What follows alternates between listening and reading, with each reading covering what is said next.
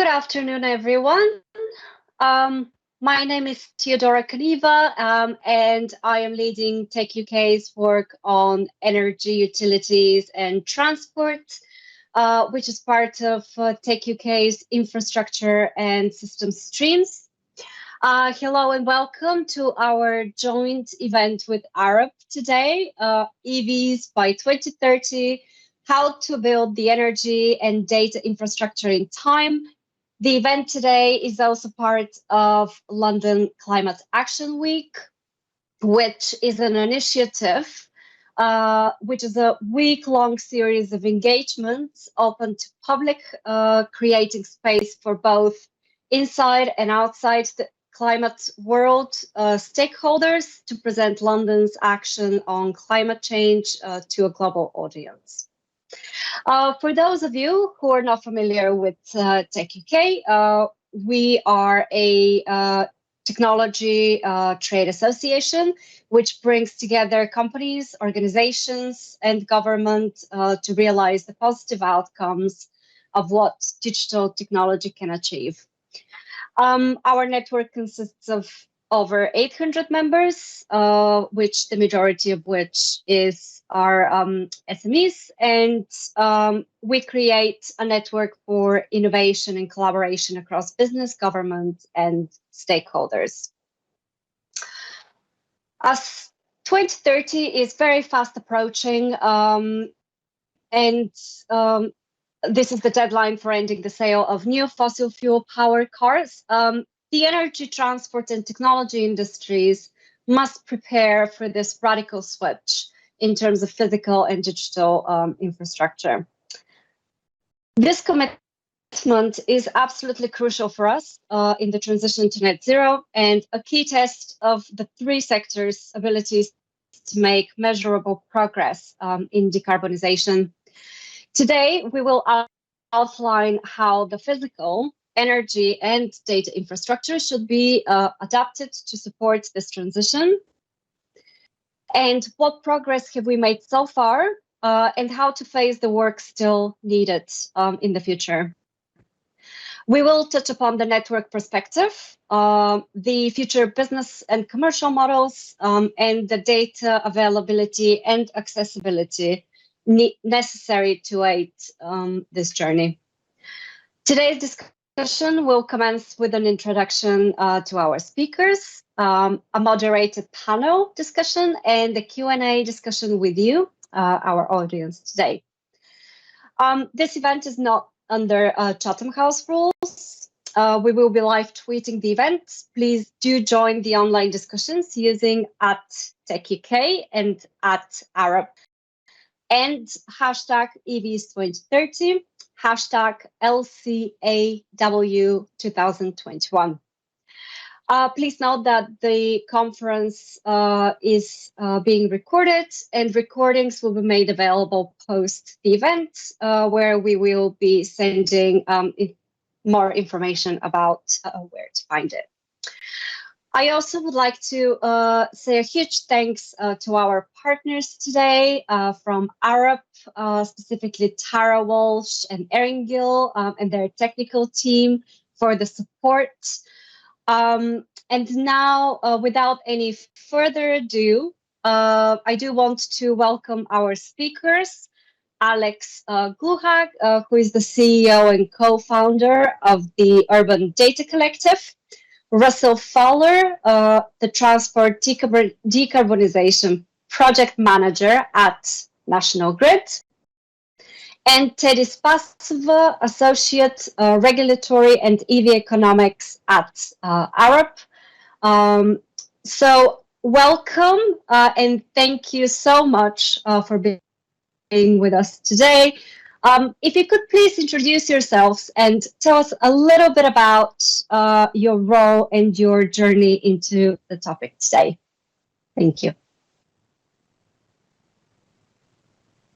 So who do you want to give a start? Shall I try it? Hello, everyone. My name is Alex Gluhak. I'm CEO and founder of Urban Data Collective. We are a UK startup which has come as a spin-out from the Digital Catapult with the mission to grow the urban data economy in the UK. So really, what we're after is we want to democratize access to real-time urban data and allow others to create great things with it. And obviously, urban data is essential, or an essential building block as well, to underpin the EV infrastructure rollout and making sure that the government meets its targets in this regard, and also the private sector is able to support this adequately.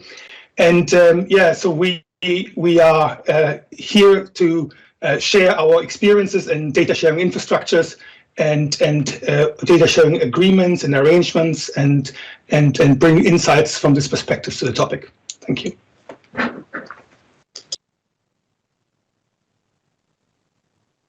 Thank you so much, Alex. Russell? Thanks, Alex. Thanks, Teodora. My name is Russell Fowler. So I work for National Grid, looking at transport decarbonisation. How we look at transport is slightly different from Alex. We look at it very much from the energy infrastructure point of view. So we want to make sure that the energy networks of the future are ready for electric vehicles and kind of wider transport as well. So I look at everything from electric vehicles, obviously with a focus around 2030. Quite interested in how we create a network of rapid chargers for electric vehicles. So, home charging is very important for electric vehicles and will bring a lot of people to the market. If we're talking full uptake by 2030, we need to make sure that we have a kind of full network of rapid chargers for electric vehicle across the country to give that confidence and continuity to drive us across there. Also look at other forms of transport as well. So when we think of 2030, we're thinking beyond that target for heavier forms of vehicle as well. So where cars go, buses, trucks, trains, boats and planes will all start to follow as well. So start to think about what that infrastructure will look like. Anyone that's involved in energy infrastructure will know the time and investment required there. So that's why we need to start to think about these things as early as we can. So when we do network upgrades, we have what we kind of like refer to as touch the network once. So when those upgrades happen, they happen once and they happen right as well. So very keen to kind of understand what the direction is travel is going. 2030 is a real great date because it gives a great target, a great milestone for us to aim for and to all kind of coalesce around and make sure that the energy infrastructure and the digital infrastructure kind of help each other together. I'm sure as we'll go on, we'll talk a little bit more about how energy and digital can work together and in fact support each other in this journey towards 2030. I'm looking forward to panels and Q&A as well. Thank you so much, Russell. And last but not least, Teddy, who is not only my namesake, but also a fellow Bulgarian. Teddy? Thanks, Teodora. Hi, everybody. My name is Teddy Spasova, and I'm the regulatory and EV economics lead in Arup. My background is in energy and regulated utilities, and over the past 5 years, I've been working in the electric vehicles, and particularly the electric vehicle charging space as well.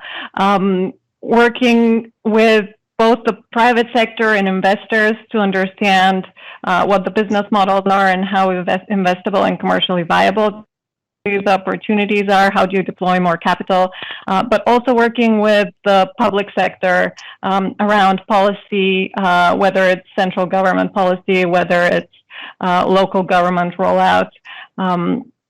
So just a few examples. We've been supporting Transport for Greater Manchester for their EV strategy and charging rollout that lasts a few years. It has many facets to it, including policy and incentives, the tariffs that the customers will be facing, and how do you roll it out, where do you roll it out. That's more from a local government perspective. What do you do about making sure there's infrastructure there for people to start charging when the ban hits, and the ramp up to that. With central government, we worked on the Rapid Charging Fund, which you're probably aware is 950 million of grants available for the upgrade of the grid along motorway service areas, which is going to integrate around 6,000 charge points for 2035. And then kind of in a slightly different part of the whole universe of electric vehicles, on buses and electric buses, There is in fleets in general, though they have different drivers, and that infrastructure has different drivers. So we're involved in that. We advised InfraCapital on their acquisition of Synovi, who provides both charging and buses to bus operators. So a combination of things, looking at it more from a integrator perspective, combining all the things, transport and energy and placemaking. Thank you so much. Just to kick off the discussion, a general question for the three of you. Where do you think, from your significant perspectives, where do you think we are at the moment, and how do you think we need to collectively prepare for the digital infrastructure in time?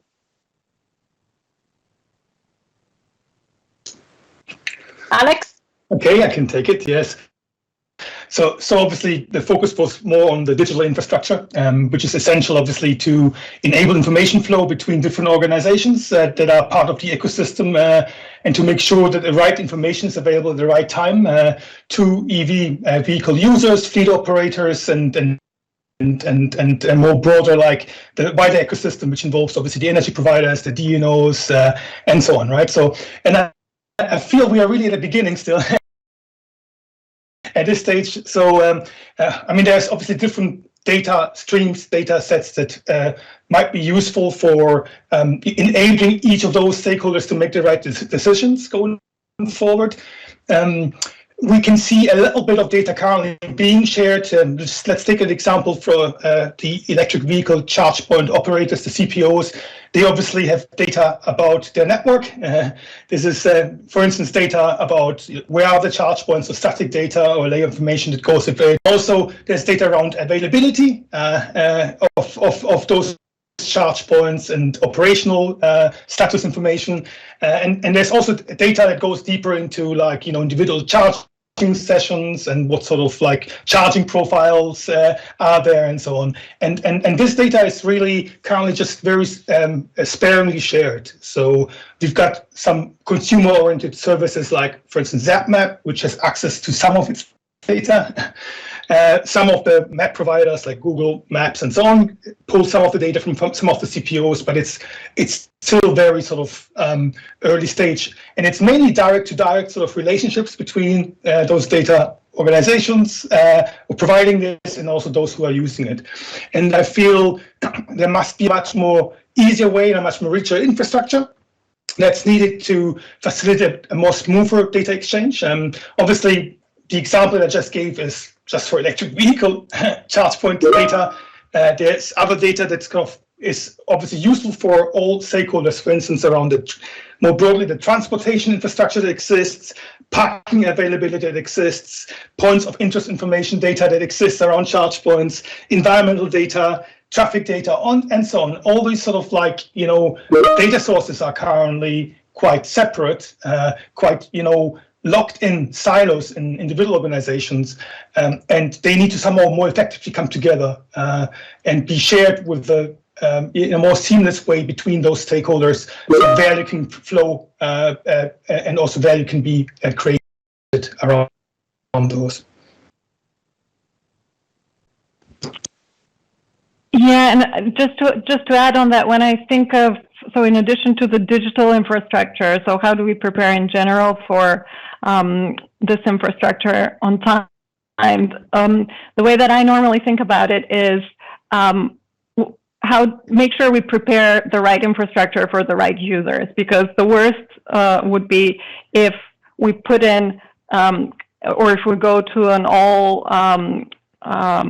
one size fits all, if we go for a particular group and we ignore the other groups, and we end up not being ready or not tailoring to the behaviors of particular drivers, particular users, because this is something quite new. And in the beginning, when charging infrastructure was being rolled out more as a trial and trying to see what works, what doesn't work, wasn't particularly optimized and tailored to the user.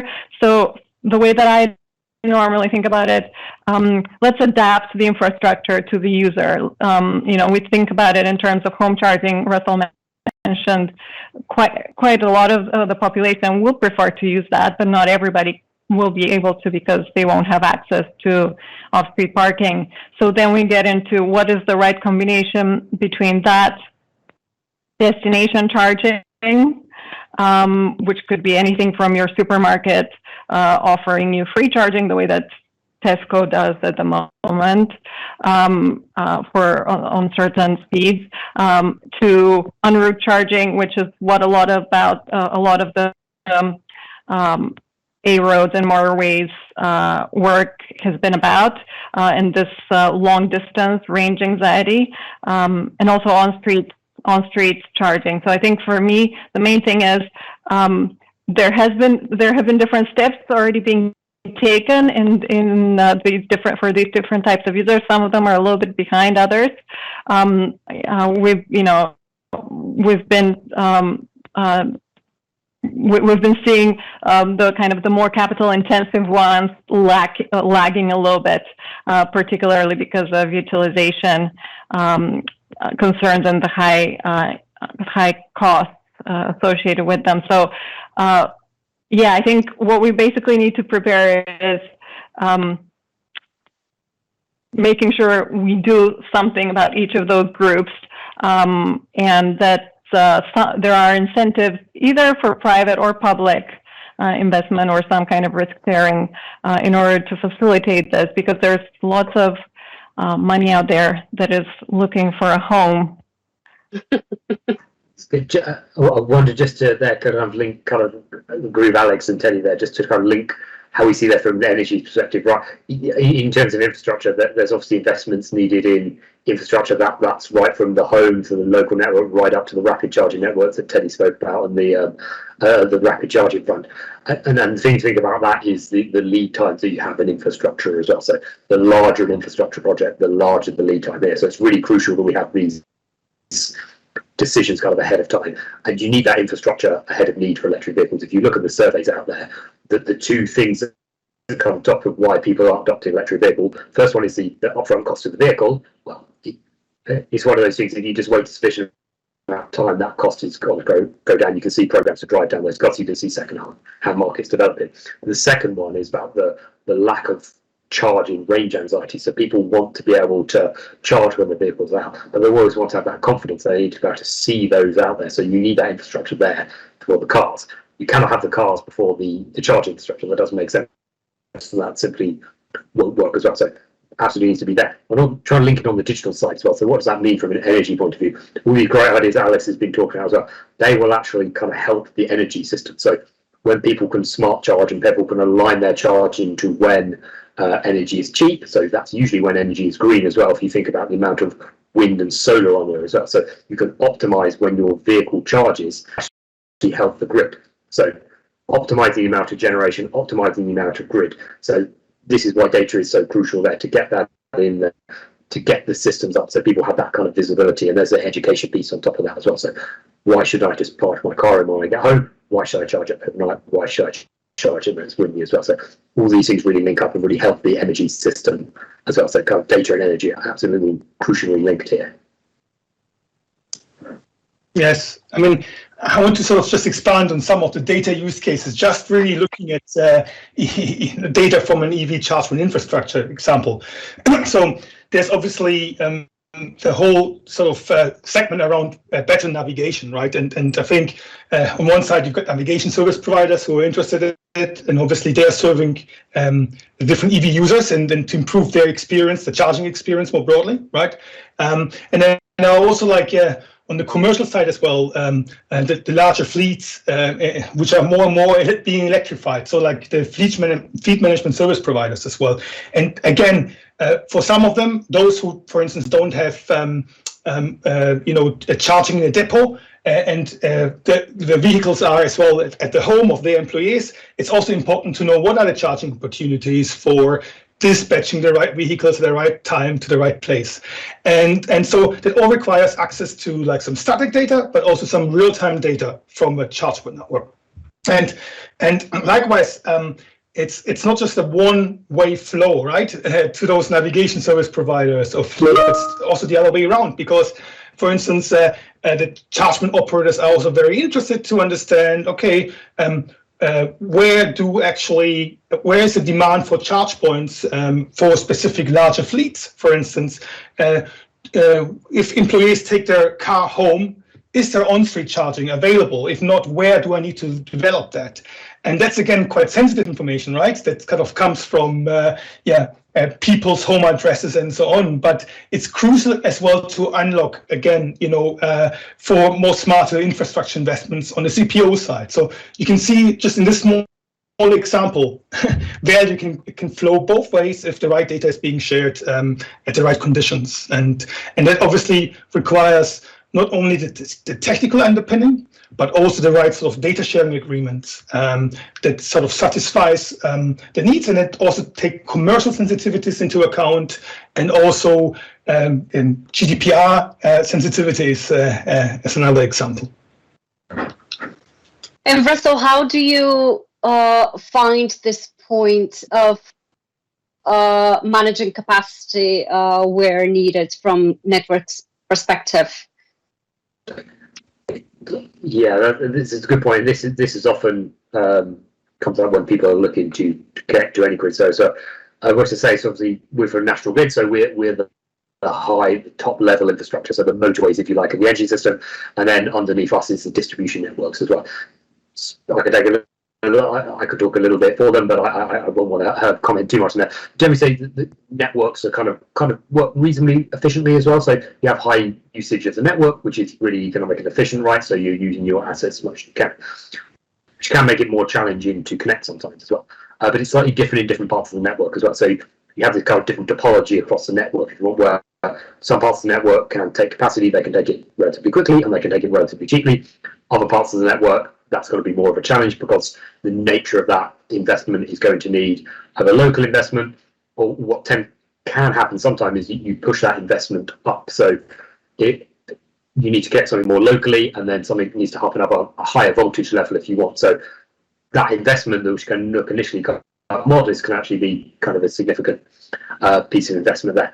And one of the things that's more complicated is it is different from different parts of the network. So you could be an EV charger and installing chargers at one point, have the same business model and try and do it somewhere else, and you get a very different cost as well. So this is, of course, quite frustrating to people, but that's kind of how the energy network has come to be, to try and optimize itself and make itself as efficient as possible. It's trying to attract people to where there is capacity in the network, and there's lots of heat maps out there that distribution companies, National Grid, and various associations and people put together to try and encourage people into certain areas. And that works to a certain extent. If your load is flexible, you can move it to there. But obviously, if you can't say I need to be here, and the rapid charging is an area where we often come back to and say this is kind of really crucial there. And we saw this on Project Rapid. You need it at the motorway service areas. You're not going to relocate your motorway service areas because this is already established infrastructure there as well. So this is kind of when you get into that debate about how is that going to be funded. Obviously, we saw in Project Rapid that you have Teddy mentioned the 950 million to support that as well. So there are then questions about then how that infrastructure gets paid for. Is it right that it's taxpayers, or is it right that it's energy bill payers as well? And have a feel as you kind of go through these kind of debates, you're going to have a slightly different answer as you come across that. But it's important to understand the reasons to step behind that. And there are ways, if you can be more flexible, as I should say, about your location, then you can work around that capacity there. And of course, there are always smart tools as well to get that down. Alex, I'm sure we'll talk about smart charging and how you can get that down to get that physical requirement down. So lots of ways you can be kind of clever with your choice of location and your choice of service to be able to get in there. But there are points where you need infrastructure at certain points, and that's in the question of where you need intervention. We see what that looks like on Project Rapid. I'm sure Teddy can jump in there and say a little bit more about that. But I have a feeling you're probably going to see more of those discussions, and it's going to be a kind of grey scale between kind of sole private investment right up to kind of government support. Yeah. I mean, it's very locational. That's what it is. It's very locational. And of course, location matters for demand as well. It's not just the supply and where do you have the capacity. As Russell said, there is for some business models or for some types of users, you don't have the flexibility to shift load throughout the day. If you're only there for 15 minutes, you're only there for those 15 minutes. And if you have to put in a massive battery to facilitate multiple, tens of cars starting at the same time, it's unlikely that will be much cheaper. Currently, at least, or space-wise, you would need a giant space for it. So there are certain bits that you don't have much flexibility on, whereas there are others where you have some flexibility, and it's about the trade-offs, really. Would you attract sufficient demand in order for this to make sense? Because you would have usually you would have a more expensive connection in the kind of more the busier areas anyway. So urban areas tend to be quite constrained. So it's very, very locational, and we've been seeing this across all of our projects, whether it's in urban areas or along the motorways. And we actually had an interesting question from the audience. If everyone charges their car when energy is cheap, does the energy not become expensive? Happy to come in there briefly. So, I suppose the question is, you say it's cheap energy there, but eventually you'll get to the point that your systems need to be smart enough to work out when that cheap energy is, and that cheap energy is going to be at different times. We often have this association with cheap energy is at night. That's generally where ideas we have low demand. So that's a very kind of demand kind of centric view of looking at the world. When demand is low, you're going to have cheap energy, because that kind of presumes that your supply of energy is kind of constant and the same price. Now you're in a world where that supply of energy is not constant; it's variable based on the weather, sun, wind as well. So when it's expensive versus when it's not expensive, it is not that simple as well. So your systems need to be clever enough to work out when that cheap energy is there, and they need to work out enough that once I've got my energy in here, I need to stop there and then look for the next period of cheap energy. You're right. If you just move all demand from one point to another, all you've done is move your peak out. It's about smoothing that peak out.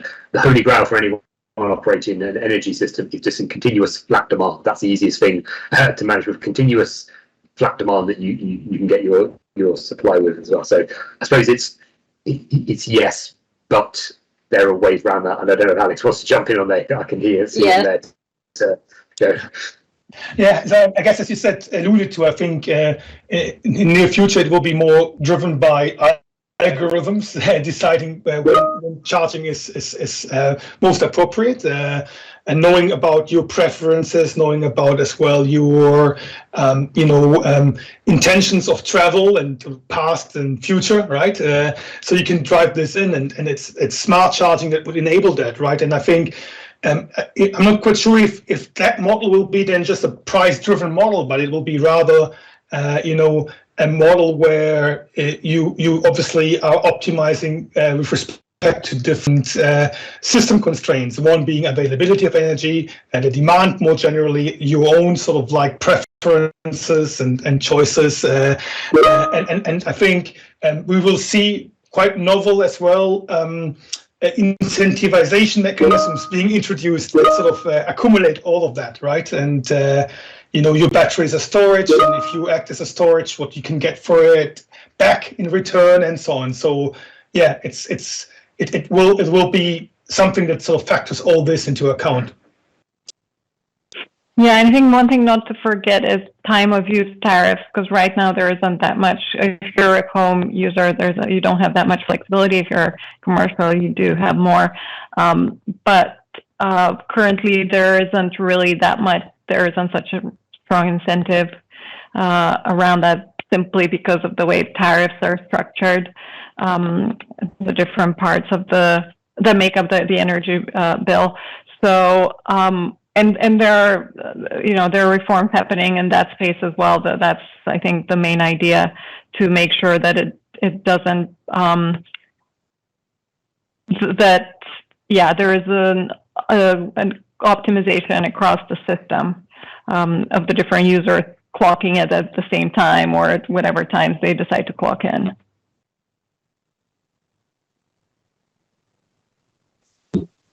Absolutely, and the digital infrastructure is absolutely crucial to the delivery of those types of services. We had another question. How do we ensure the adequate infrastructure in rural areas where demand may not be attractive to the private sector?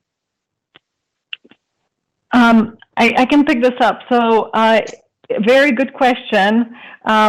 So what we've seen so far is that kind of the focus of policy has started a little bit in the cities, then moved away from the cities, and central government basically told the cities, you guys sort out your own funding. Yeah, there's a little bit of funding here or there, but you sort out your own funding.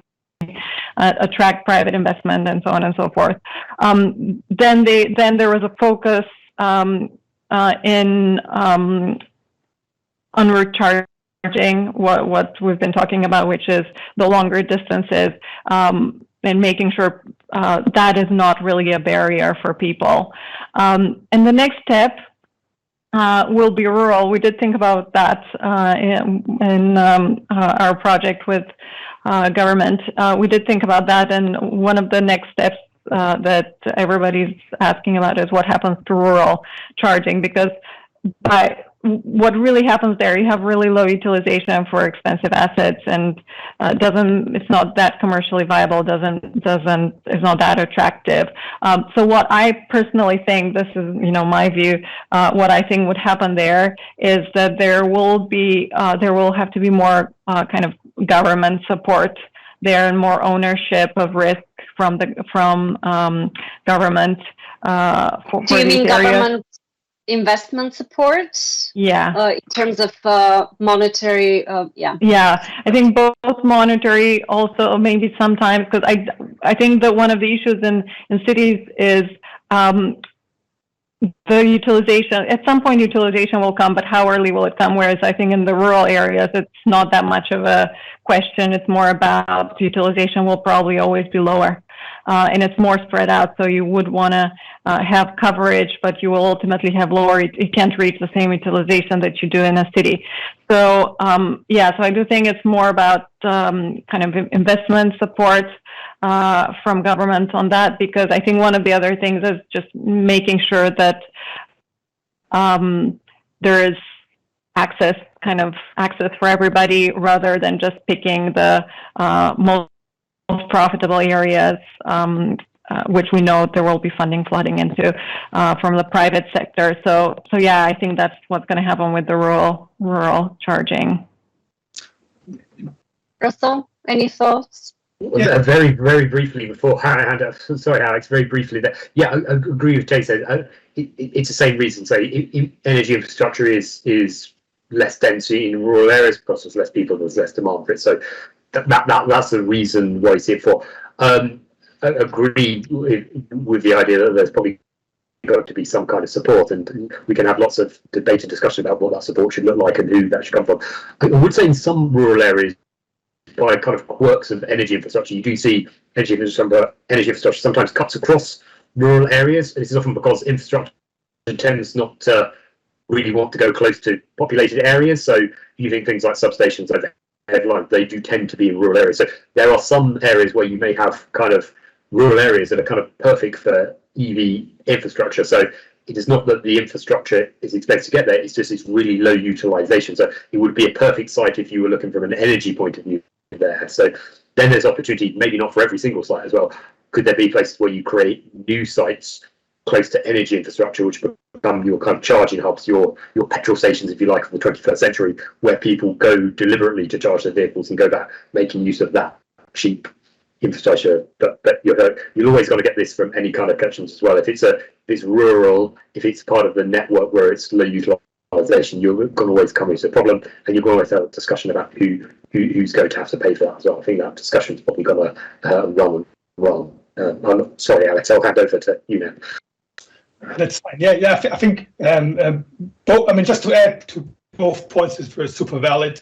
One of them is obviously from the data infrastructure perspective. Let's say the impact doesn't really matter. Obviously, it's something that it resides in the digital world on the cloud, so it's less constrained by like physical infrastructure investments, right?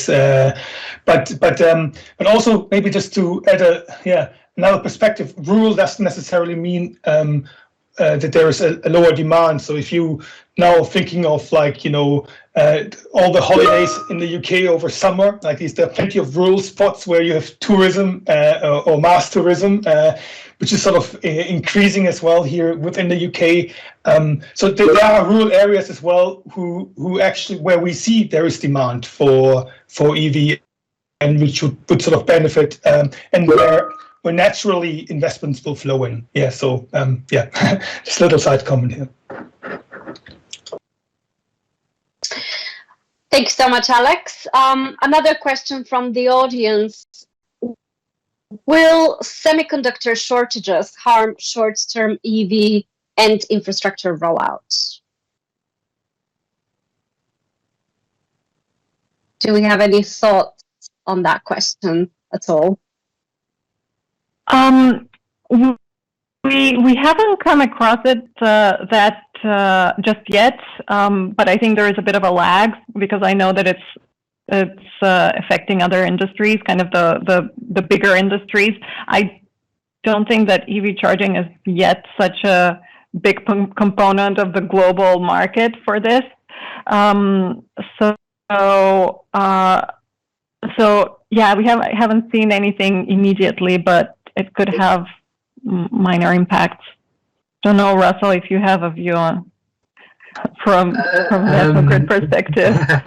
Probably. I mean, as my understanding of this, the market for semiconductors is almost everything needs a semiconductor in it today as well, and it's a kind of fight for that resource at the moment. I think taking a step back from that, you could certainly see some short-term issues there, certainly in car production. I don't think that will be limited to electric vehicles. Every car yet today will have a computer in it and need this as well. So, but I think if you look in the direction of travel for EVs, I don't think it would be more than a blip. I mean, when you look at these charts year on year, you see blips, but I think the general direction of travel is certainly up, and you're beginning of that kind of exponential growth there as well. So, like a lot of these things, this is just will probably be solved at some point, but you're probably looking for some short-term kind of hiccups maybe in supply chain there as well. But certainly from when we've spoken to it has been mentioned as well that it is just a tightening in the market, but haven't got any more intel than that, I'm afraid.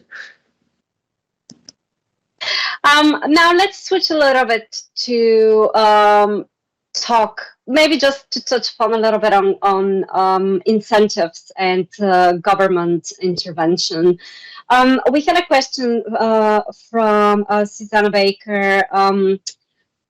What impact has the delay to the transport decarbonization plan have had on EV infrastructure planning? What kind of incentives do we need to see from government, not only in terms of policy, but also financial incentives, as Teddy has mentioned previously? And do you think that Treasury is engaged enough in this conversation? Alex, any thoughts on that? Wow. Okay. So I think I would say Teddy is more expert in this in this area. So I really can't comment on this specific point. Teddy?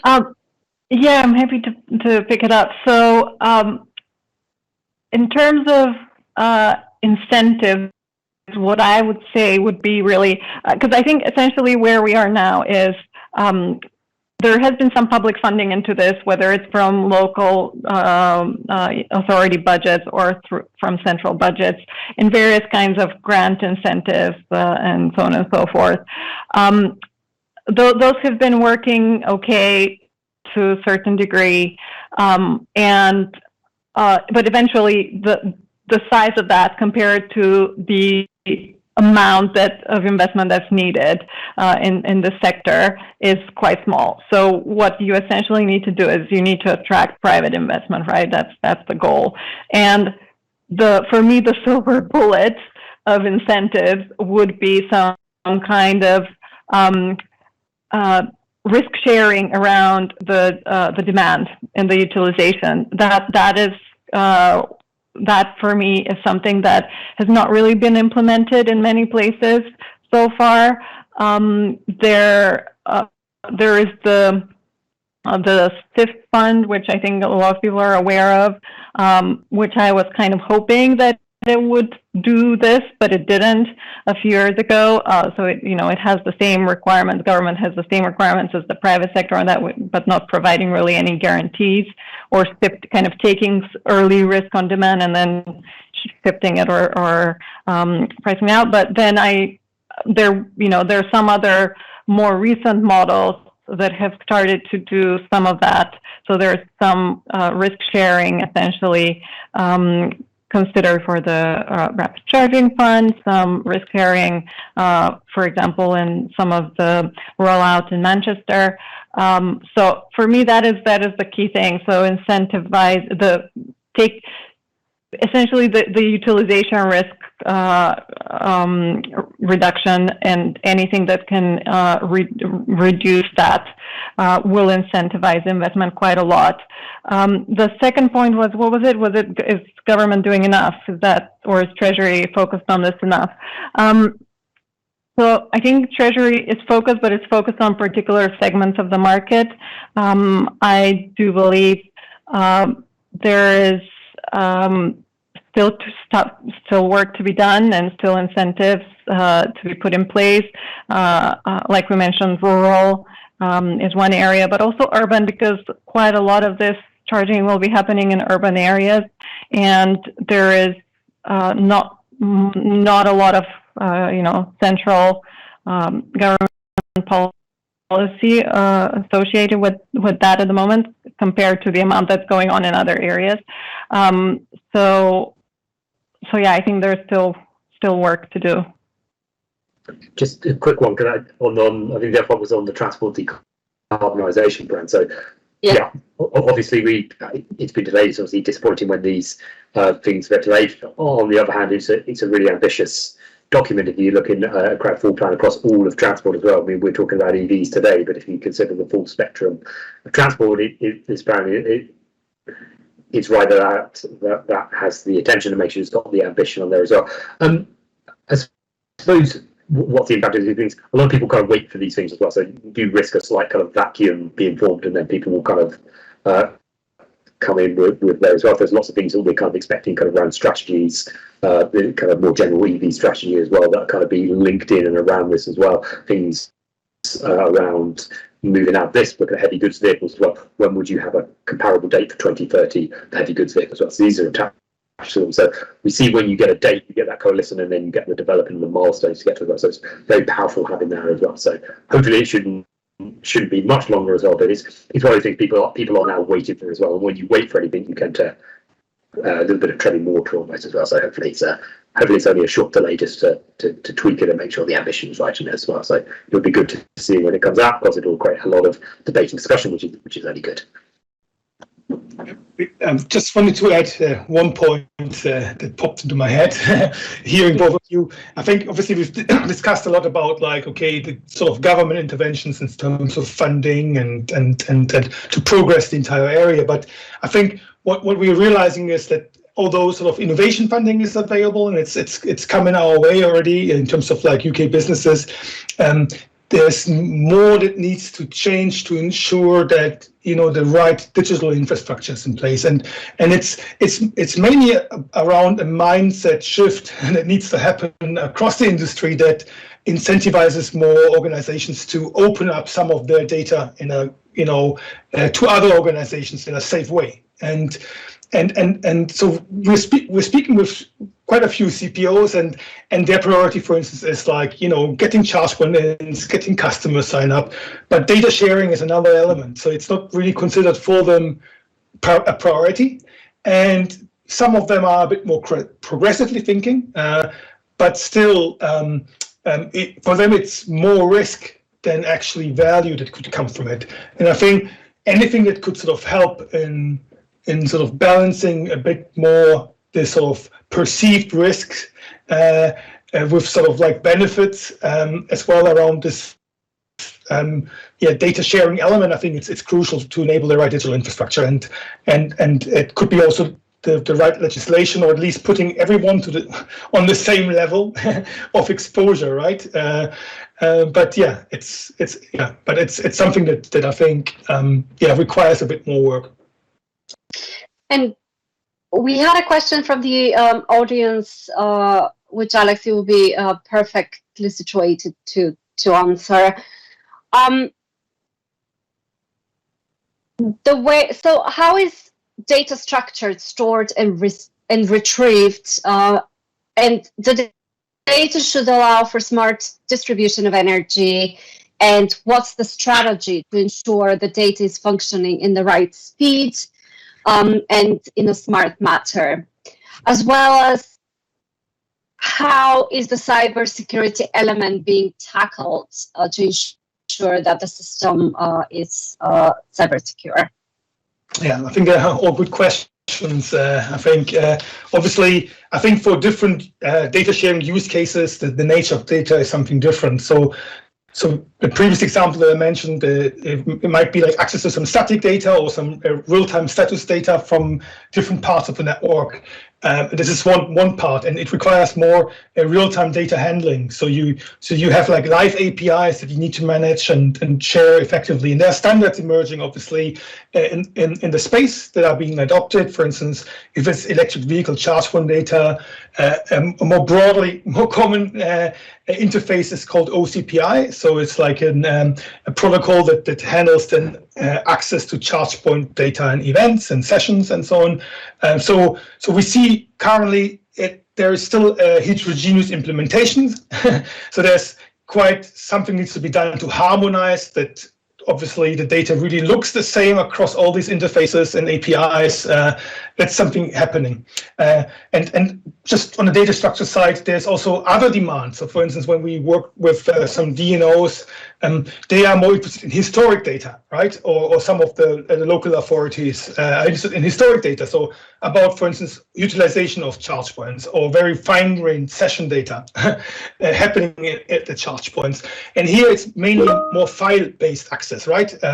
So you would like to have a how to say, like a snapshot of the last 3 months, 6 months, and so on. It's a slightly different way of then exchanging data and sharing data. So this is the sort of like structure element. And now I think we were discussing cybersecurity, right? So which is I think the second part of the question. And I think on the cybersecurity side of things, obviously there's different dimensions to it. One is obviously the APIs themselves and the access to the system, that this is secured and the right safety measures are in place for API access. It's then also around, if you do more document-based access, again, you require a way of securely transferring data from one place to another. And I think, so there's as much as you can handle, I guess, in using or choosing the right technologies to protect APIs or to protect document transfer. There's the other element is obviously also the sharing agreements, and that go hand in hand with it. So what are you permitted to do with this data? And how can you share or recycle this data going forward with others or keep it in your organization? And here there are different models emerging that we see, and with your support, it's often the customized sharing agreements. I wish everything can be open data. Unfortunately, it isn't. Some data is quite commercially sensitive, so you need to have the right sort of also sharing agreement in place to govern that. And that's obviously something that, if you have legal documents, is also legal enforceable, and it comes with as well the right sort of governance mechanisms that you need to put in place. We've got another relevant question to the technical side. Is there any open source software where individual programmers could contribute to help to achieve the goal? Do you know of any? Yeah, I mean, I think it's a good question. So there's there is so we, for instance, obviously are developing our own data sharing platform, which allows organizations to take control of their real-time data, streamline, manage it, and then also share it with internal users and third parties to create value around this. So there are open source initiatives on the way in different areas. So I think Icebreaker one, for instance, is more in the energy sector and what can be done in this space. So that's something I think worth looking at. There are some open source implementations of specific protocols like OCPI, for instance, in the charge-point sector. Just another example. So yeah, these are some pointers maybe to look at. Yeah. So. We've had an interesting question on is there room for both hydrogen and EVs in future? Russell? Shall I? Well, this is an interesting question because this is obviously a kind of a area for discussion across transport as well. Now, I appreciate the title of this is EVs by 2030, but if we take a step back and what that's actually doing, it will say zero emissions vehicles by 2030. The majority of those are going to be electric vehicles. The electric vehicles have a far more dominant place in terms of hydrogen vehicles. There are a handful of hydrogen fuel cell vehicles out there, but I think when we look at this, it's worth considering the whole spectrum of vehicles as well, not just kind of passenger cars where people seem to get focused on. So you have a lot of other traffic on the road there as well, whether that's trucks, whether that's buses, and whether that's kind of heavier vehicles as well. If you look at buses, hydrogen buses are already there at the moment. You take a look at Aberdeen, for example, kind of hydrogen buses, very keen. You will see them around places. So there are hydrogen vehicles there. And of course, there's a place for electric vehicles and hydrogen vehicles as well, probably in the heavier, longer range vehicles as well, where maybe batteries could struggle, certainly at the moment as well.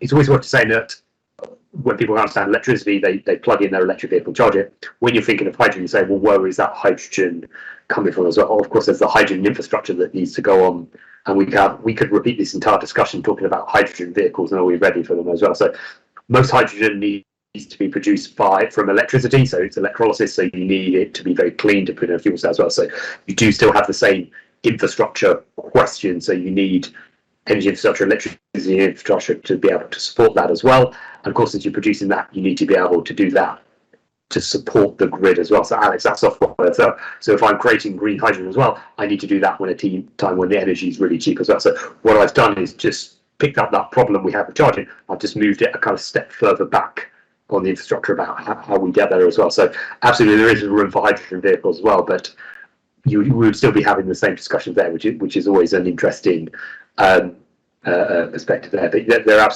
absolutely are hydrogen vehicles out there. I've had a few drives in hydrogen vehicles as well. So definitely a space for both of them. It's just a matter of everyone kind of finding the right market and where it wants to go for. Yeah, I agree with Russell. The way that I tend to think about them is that heavier goods probably are more gonna kind of heavier vehicles are probably gonna go for more hydrogen, because particularly the goods vehicles, because their business model depends on to fit as many things at the back of the truck as you can, and if you have a giant battery there, it basically gives you less space. And the other thing for me is around the timeline for hydrogen. So when is hydrogen going to be these quantities be available and accessible at refueling stations and so on and so forth? So it's a little bit behind at the moment for various reasons. So yeah, it's a bit of a timing type of vehicle question, but yeah, I think both of them will be part of the future transport landscape. Yes, absolutely. And we see so much research and so much funding into research as well for hydrogen, for and investment for the development of fuel stations. I think extremely interesting point. I wanted to ask something around future simulations. We've had a question from the audience. do you think that, to what extent do you think that there is a need for future simulations to predict future models? And I did put a little note in the chat. From our perspective, digital twins have a crucial role to play in transport and in energy, in infrastructure in general. We know that a lot of the energy companies do try to digitalize and create digital twins for planning and monitoring and future scenarios building, predictive maintenance, etc. But what are your thoughts on that? Okay, I mean, I can. Alex?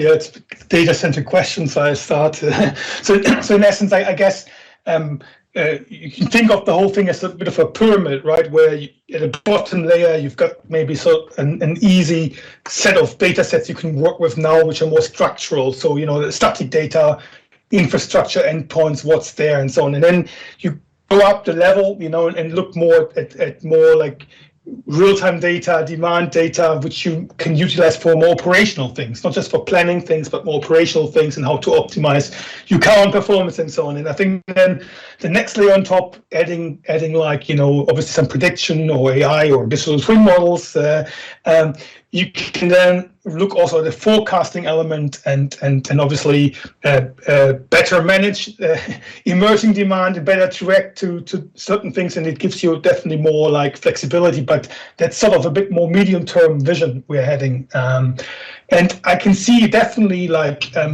there's a strong role for simulations, bringing together obviously data from different domains together, like, as we say, the current demand data on the network, for instance, both the generation data from the network and obviously from the EV transfer network, then looking at maybe transport data models, so like real-time data from fleets moving around, that sort of like, you can model in, and then also other sorts of rich data sources, so where you can really leverage for better urban planning, for operational decision making, and so on. So definitely an area to watch and an area of importance, I think, in the future. Yeah, and from our perspective, in terms of simulation, because obviously here we're all trying to guess what the future will look like, right? And with the simulations, whatever the quality of the data you put in will be determining the quality of the output that you get at the end. I don't think we are yet at the stage where we have all the types of data that we need. Like Alex was saying, there's still quite a lot to be worked on there. So we cannot purely be relying on that. It would be great if we could have something like this, but I think we do need to be moving a little bit faster at the moment, so we can't wait for the next 3 years just to get the data and then we start doing stuff in 3 years' time. But yeah, on stuff we've done, we've worked with all different kinds of data, whether it's transport data, whether it's kind of private data, and there are always factors that you can take into account, right? So I think the important thing is, yes, it will be great, but it's not an absolute necessity to move forward. From my perspective. Thank you so much, Teddy. And a question for all three panelists as a final one, because we are approaching the end of our session. Obviously, 2030 is just around the corner. Is there one thing that government should do to allow us to achieve the targets they have set? And also, I will add another component to this question. What do you think is crucial in the short and medium time to make sure that our infrastructure is prepared for the post-2030?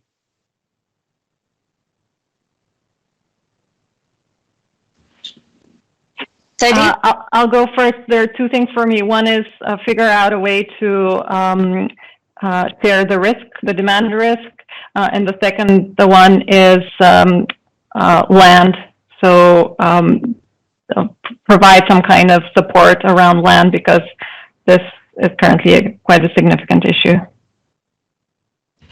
Just to jump in a similar vein, say, what's one thing to do is ensure that charging infrastructure, that they get that charging network kind of consistently across the country as well, so people have that confidence to be able to get that EV by 2030, they're to be able to see that network, they're to be able to see the visibility of it there, so when people go out there, they see it where they want to go, and it overcomes one of the barriers that people saying about the network. I think that's the crucial one that I would see. So if we start to see that rapid expansion of that network, that's going to start to build up people's confidence towards 2030.